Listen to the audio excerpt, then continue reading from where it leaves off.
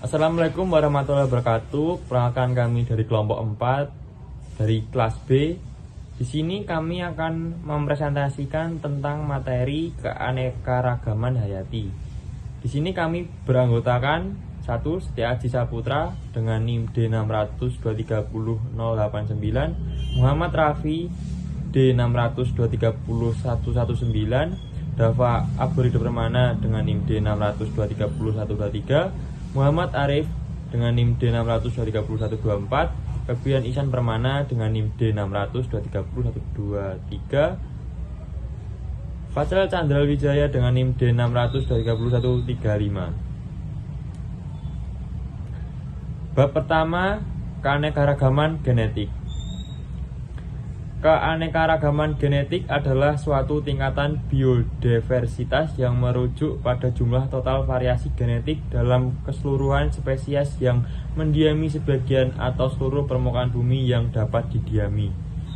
Ia berbeda dari variabilitas genetik yang menjelaskan kecenderungan kemampuan suatu karakter atau sifat untuk bervariasi yang dikendalikan secara genetik.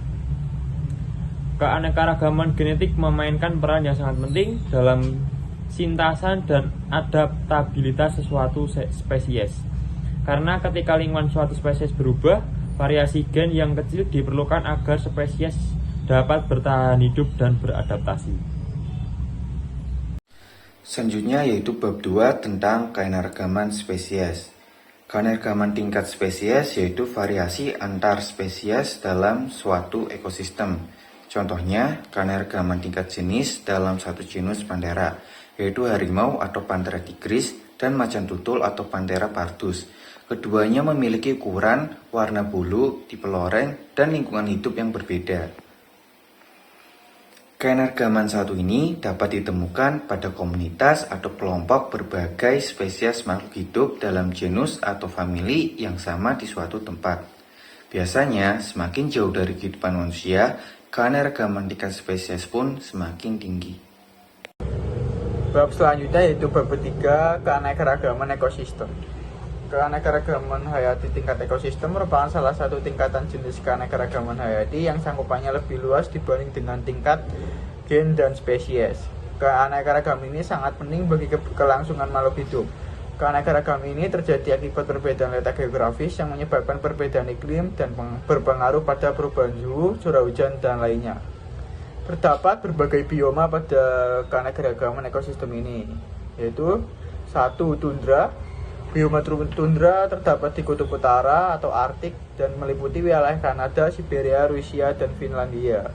Yang kedua yaitu taiga. Bioma ini terdapat di tengah-tengah bioma tundra dan hutan temperata, yaitu meliputi wilayah Skandinavia, Rusia, Siberia, Alaska, dan Kanada. Yang ketiga yaitu gurun.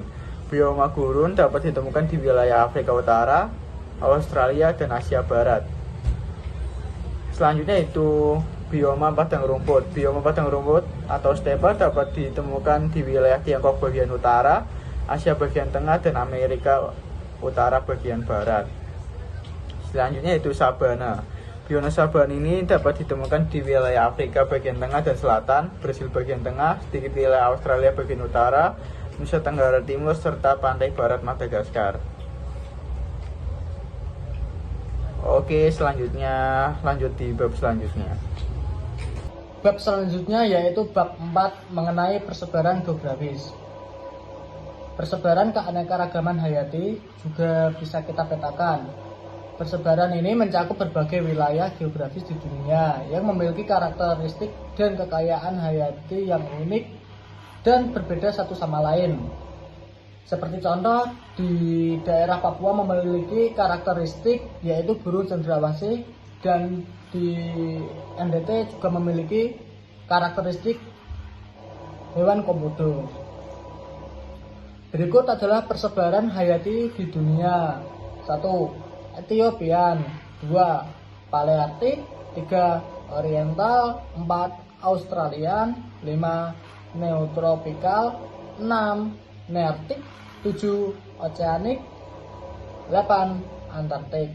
Dan persebaran hayati di Indonesia adalah 1. Hutan hujan tropis. 2. Terumbu karang. 3. Danau-danau. 4. Pegunungan. 5. Mangrove. Bab 5. Hubungan simbiosis.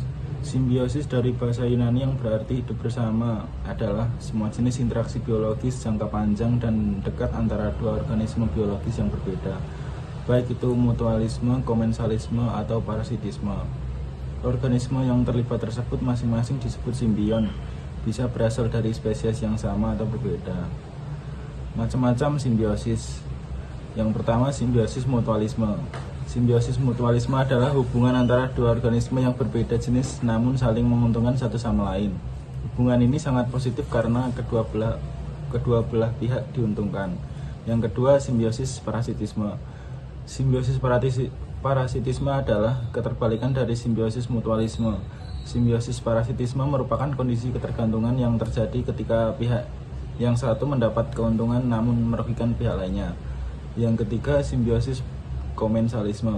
Simbiosis komensalisme adalah sebuah interaksi antara dua makhluk hidup yang menguntungkan salah satu organisme, sementara organisme lain tidak dirugikan dan tidak diuntungkan atau bisa dibilang netral. Baiklah, lanjut ke bab berikutnya. Bab 6 yaitu membahas tentang adaptasi terhadap lingkungan.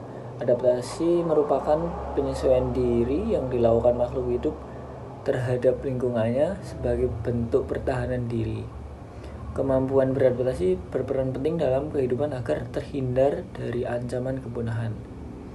Adaptasi disebut juga sebagai penyesuaian diri baik itu melalui genetik ataupun habitat. Jika perubahan lingkungan terjadi secara bertahap, organisme dapat beradaptasi terhadap perubahan tersebut atau berpindah ke kawasan lain yang lebih sesuai. Perubahan mendadak lebih sulit untuk diatasi dan organisme yang tidak dapat mengimbanginya akan mengalami kepunahan. Maka adaptasi itu penting. Jika makhluk hidup tidak dapat beradaptasi, maka makhluk itu akan segera punah karena tidak bisa menyesuaikan diri terhadap lingkungan sekitarnya. Bab terakhir yaitu bab ke-7 mengenai klasifikasi makhluk hidup. Klasifikasi makhluk hidup adalah suatu cara pengelompokan dan pengkategorian yang didasarkan pada ciri-ciri tertentu. Semua ahli biologi menggunakan suatu sistem klasifikasi untuk mengelompokkan tumbuhan ataupun hewan yang memiliki persamaan struktur. Klasifikasi makhluk hidup dilakukan dengan mengelompokkan makhluk hidup berdasarkan ciri-cirinya. Adapun urutan penyusunan yaitu 1. Kingdom atau kerajaan, 2. Phylum atau filum, 3. Klasis atau kelas, 4. Ordo atau bangsa, 5. Familia atau keluarga, 6. Genus atau marga, yang ke-7 spesies atau jenis. Sebagai contoh adalah cicak hijau dengan nama lain Hemidactylus frenatus. Dengan kingdom Animalia, division Chordata, klasis Reptilia, ordo Squamata, famili Geckonidae, genus Hemidactylus, spesies H. frenatus. Terima kasih kepada Ibu dosen kita tercinta yaitu Ibu Dinda Safitri yang telah membimbing kami dalam membuat laporan ini. Sekian hasil presentasi dari kelompok kami mengenai keanekaragaman hayati. Terima kasih. Wassalamualaikum warahmatullahi wabarakatuh.